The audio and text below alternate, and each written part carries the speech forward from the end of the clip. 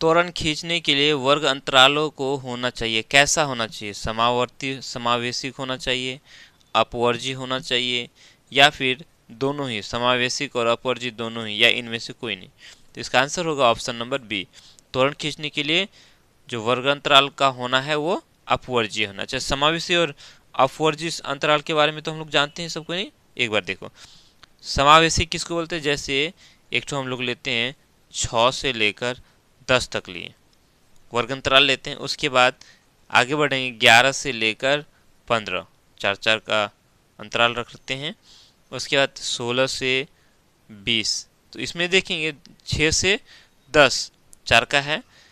उसके बाद 10 के बाद यहाँ देखो 11 है, 10 के बाद यहाँ 10 नहीं है, 11 है, 11 से 15 चार का अंतराल है।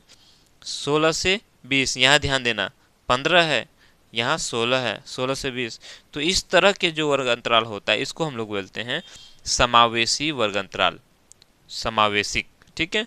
और अपवर्जी में क्या होता है? जैसे हम अगर यहाँ देखेंगे 0 से लेकर 10 तक लिया, 10 से 20 लिया, 20 से 30 लिया, ध्यान दो, 0 से 10, फिर 10 से 20, 10 है यहाँ भी 10, 10 से 20 हो गया, फिर 20 से 30, 20 से 20 है, लगातार लिया ना। तो इस तरह की संख्या, इस तरह के वर्ग अंतराल को हम लोग क्या बोलते हैं?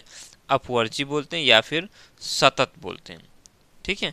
तो इस तरह का वर्ग अंतराल होना चाहिए, तब हम लोग त्वरण खींच सकते हैं। तो 32 का ऑप्शन नंबर बी हो जाएगा।